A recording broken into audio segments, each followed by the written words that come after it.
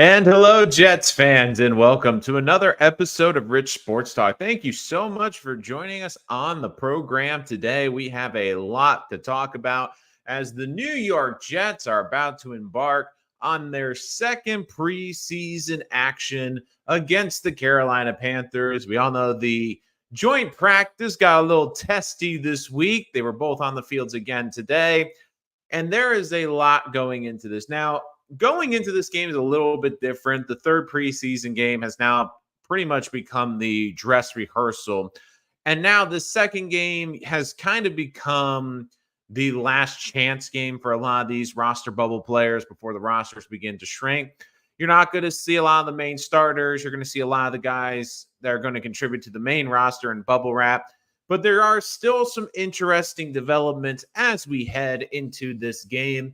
And there is a lot to talk about. For those of you joining us here during the stream, make sure to comment below and make sure to give us your questions, and I will answer them accordingly. So, no news on the Hassan Reddick front. Hassan Reddick still holding out. It doesn't seem like the Jets have made much headway there.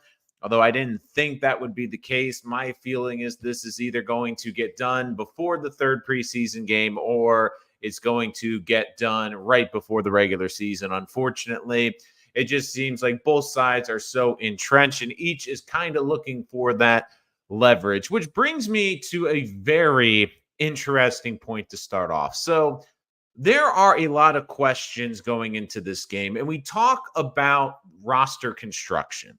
We talk about leverage, and Hassan Reddick might be getting some leverage this week, depending on how the Jets proceed this week. And now, a part of me wonders, are they going to proceed a certain way with a certain player to send a message that everything is fine?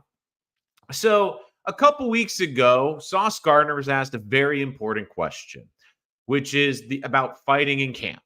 And he said, the only rule we have is don't throw punches because the consequences are going to be severe. Interestingly enough, there was one player that threw punches at the intramural practices, and that was Michael Clemens. Michael Clemens is right now the number one starter on the depth chart. And one of the reasons why I think Hassan Reddick is putting pressure on the Jets is because of what happened in the first preseason game where Michael Clemens didn't exactly shine. The other thing now is, will the Jets play Michael Clemens a lot in the second preseason game to get an idea of where he is and to see if he can somehow show that he can be a starter in this league, even though I doubt it. But will he get more playing time, or will the Jets not play him at all this game? Will they let Will McDonald get a full run? The interesting thing is there's been some guys that are flashing in camp, guys that are younger. And as much as Michael Clemens, and it hurts the Jet front office to cut draft picks, you have to wonder if, and that's why this is saying hot seat, if Michael Clemens is on the bubble. Because Michael Clemens, let's be honest, has had more personal foul penalties than sacks in his Jet career. This is someone that has had more costly penalties than contributions. This is someone that's only had a half a sack in his last 16 games. And really, I look at this team and I know that there's not a lot of intriguing possibilities at the defensive end position right now. But if I were to be honest, I would rather see guys like Tack McKinley, who seemingly has a great burst off the edge with some upside, who's trying to get reborn, had some good pressures in the first preseason. And again, I understand against backup offensive linemen.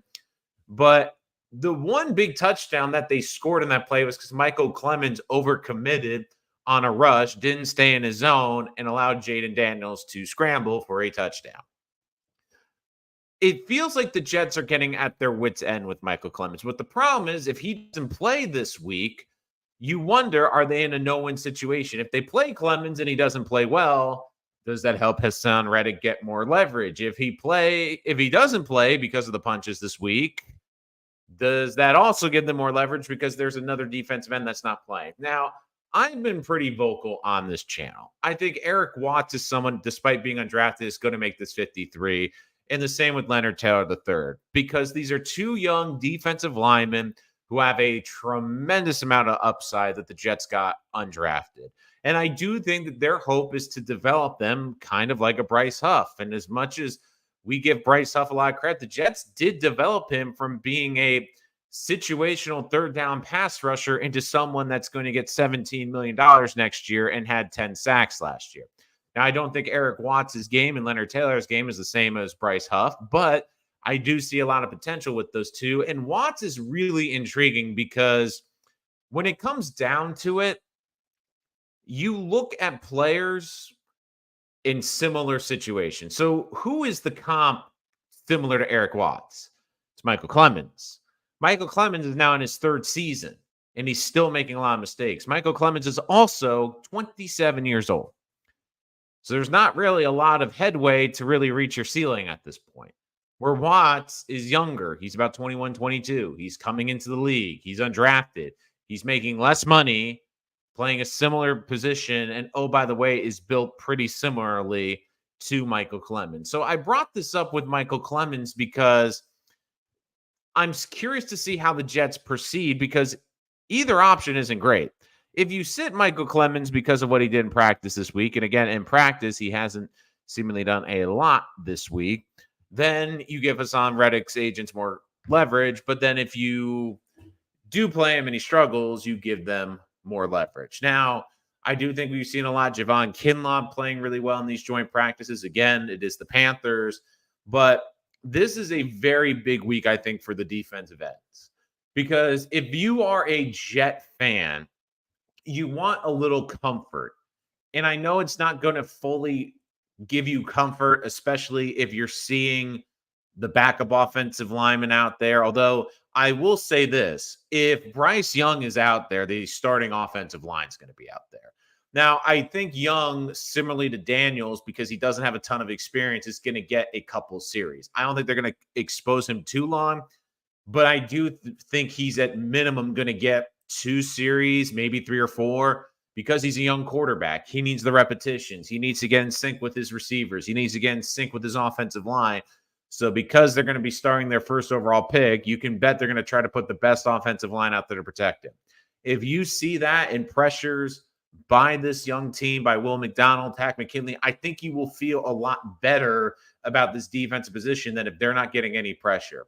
But Michael Clemens, to me, is such a weird outlier on this team right now because – yes, I do think that at the moment there's a bit of a drop if you went with an Eric Watts over Michael Clemens, but I'm sorry. I just don't see it right now with this kid. I do wish him the best of luck, but you're just seeing someone that, again, in these joint practices is throwing punches, is not being disciplined. And really, if he's going to be the starting defensive end for this team day one, wow, that's not going to be great. So some of my other thoughts, and again, the live stream chat is open. If you want to talk and have any questions, comments, or concerns about the New York Jets, would be happy to answer those questions. The other big storyline coming out is Olu Fashanu. This week, after a great first week in preseason, left tackle, didn't allow pressure. He has been playing right tackle and exclusively right tackle all this week, has looked really good. And I do think that there is going to be a situation where he's going to play probably at least the quarter, maybe a little bit more at the right tackle position. I think that this is smart, especially because I think he looks like a consummate pro at left tackle. You feel pretty confident with the kid. And the thing with this Jet team is they've always said this the last couple of years, they want the best 5 out there. They want the best 5 offensive linemen out there. So right tackle, you wonder, does it give them flexibility? And it's not just flexibility for if one of the tackles goes down. Let's play an unfortunate scenario. Let's say AVT gets nicked up and has to miss a couple of games. Let's play a scenario where Simpson, who played the whole season last year, has to miss a game or two. Would it make more sense for the Jets if both tackles are healthy? Would you feel more comfortable if they slided Morgan Moses inside to play guard and put Olu at the tackle position? It just, to me, would feel like that's your best 5 offensive linemen. Wes Schweitzer, look, I think he's a good backup. But if you want your best 5 out there, this gives you some flexibility. And I think the Jets are realizing that they have hit with this pick, that this is a really talented football player and that they need to try to find a way to get him on the field because he has immense upside and is someone that, again, it's kind of funny that a lot of people were upset that the Jets didn't get a receiver. I get that the Jets wanted a receiver. I understand that a lot of fans did, but I was one of these people that kept saying, look, I understand it. I would be happy with the receiver, but they need offensive linemen. They need offensive linemen in the worst way. And if this is one of those kids, I think that you have something really special with Olu. And the other thing it tells me too is that this team is not as high on Max Mitchell and Carter Warren as initially said, because the thought from we got from fans this offseason, the way it was portrayed to us was, well, Olu's going to be the left tackle. He's going to be the future starting, but we really like Carter Warren. We think he's going to be the starting right tackle eventually, or even Max Mitchell. Now, in the first game, Max Mitchell was above Carter Warren on the depth chart. I'm really curious to see how that plays out this weekend. I'll be watching because a part of me thinks, was that just because Carter Warren was coming back from an injury? Is that why Mitchell got the nod? Because he's been getting more reps. But we'll see which one of those offensive linemen is out there. And the other reason why Olu playing right tackle makes a lot of sense is it helps with game day roster construction. You're only allowed so many players. And if you have Olu who can play both left and right tackle, then does that allow you to make, let's say, Max Mitchell, Carter Warren, one of them inactive on game day? Like you have one of them as the other backup, but now all of a sudden you can put one of them on the bench. They don't have to suit up, and it allows you to play with the roster. If you need to carry a fourth running back that game, if you need to carry an extra receiver that game, if you need to carry an extra defensive lineman, which we know the Jets really want to do. Like having that flexibility with Olu gives this team something that is really important in its flexibility. And it's not just for this season, but game in and game out. If you're allowed to, like, let's say, going off the current depth chart, now it could change once we watch this weekend, but let's say the Jets' current depth chart at tackle is Olu, then Max Mitchell, then Carter Warren. It allows you to, on game day, only have to dress 2 tackles because if the first one goes down, Olu's going in for either one. And if God forbid a second one goes down, at least you still have Max Mitchell. Whereas it would not make sense then to carry Olu, Carter Warren, and Max Mitchell. The only way I would see that 3 combination is if they still view Mitchell as a backup inside lineman and they carry Schweitzer, but no other interior lineman. It gives them a lot more flexibility. Now, Xavier Newman, I thought, had a really good game in the first preseason game. Let's see if he can continue to build off of that. But it will definitely be interesting to see how the Jets handle Olu this season. But it does feel like the Jets made a great pick. Seeing some of the comments coming through, make sure to keep lining that up, and we'll get to those in just a second. The other thing is a little bit of a weird one. So here's my thought process right now for the Jets. If I am the Jets right now, I am being very careful I'm being very careful with my running backs. I think that Braylon Allen has proven enough already that he's the number 2 running back. If you want to give him some reps, I'm fine with it, but I would limit it to a series or 2. Isaiah Davis, I would limit to a series or 2. Malachi Corley, I would almost, in a weird way, I know he's shown that they're working with him on the kickoff returns. So, that's something that I would definitely that I would look into. Sorry, my phone blowing up all of a sudden. But I do think that it's something that you can definitely look into. But Isaiah Davis, I would limit him on the kickoff returns. Malachi Corley, I'd limit on the kickoff returns. Like Malachi Corley, if you want him as a wide receiver to work on his route running, work on his route tree, I don't have a problem with that. But to me, there's so many key players, especially these rookies.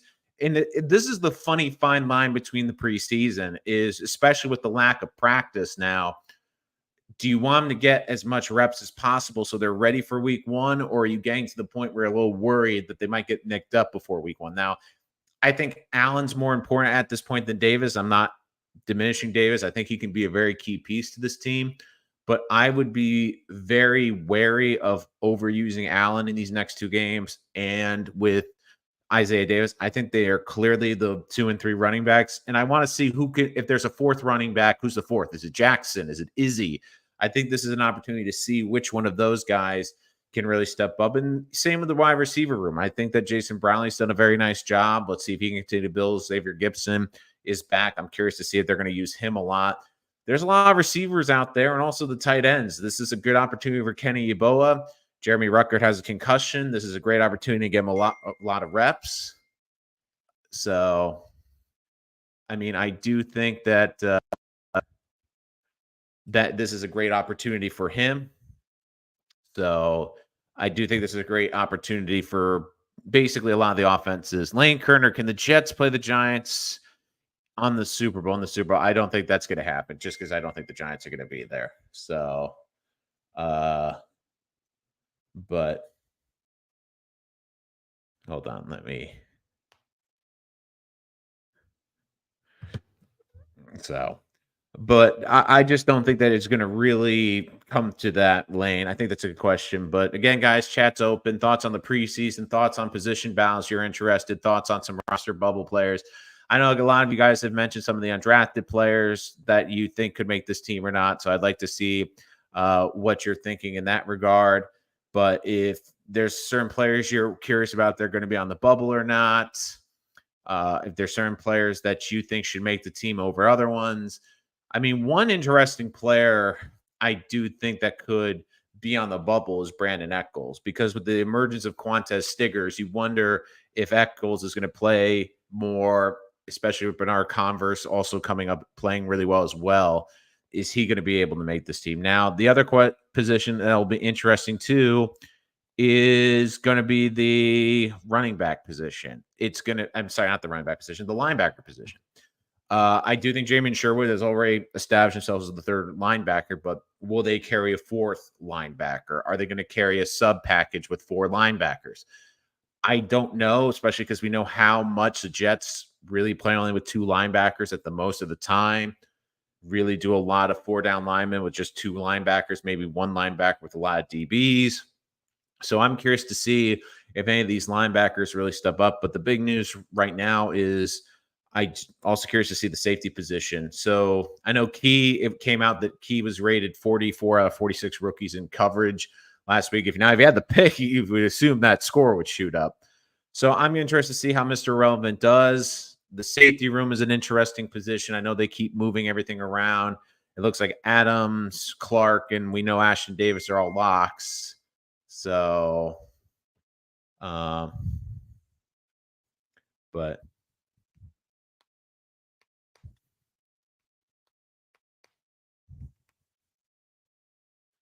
so I gotta figure out how to remove the messages on my Mac. I just got this new Mac, and apparently the messages won't freaking stop on here. So, I don't know why it's doing that. So it's just really freaking annoying. But anyways, yeah, like I keep like I keep like quitting the messages and like telling it to stop. So, but I don't know why it keeps doing that. So, anyways, let's get back to some of the questions. If you guys have questions, please let me know. But again, my biggest thoughts too, I'm really interested to see what happens with Michael Clemens. Especially, I'm just trying to see if he's going to make a big impact. And he's such a weird X factor, guys. And tell me if you think I'm wrong, but if he doesn't play and he sits, does that give Hassan Reddick's camp more leverage? But then do the Jets play him because they feel that they have to, or else it gives Hassan Reddick's agents leverage? Now, if Saleh makes that decision, I don't think he's going to make the decision based on Hassan Reddick. I think he's going to make it based on the 53 that are there. He's always said he's making the decisions based on the players that are there. He's not thinking about Hassan Reddick. Now, the front office and ownership might make a suggestion about how to handle the depth chart against the Panthers, but it ultimately comes down to Saleh. So I do think that is a storyline to definitely keep an eye on, especially this weekend as well. But again, guys, you can check us out after the game. You can check us out after the games, as always. And we will have our full breakdown on Sunday. Because again, I know usually I do the breakdowns if you're new to the channel after the games, but I will be doing it live on Sunday. Again, gives us a little bit of time to digest, a little time to go over the 22 film, and I will bring you all that breakdown. So again, guys, thank you so much for joining us on this episode of Rich Sports Talk.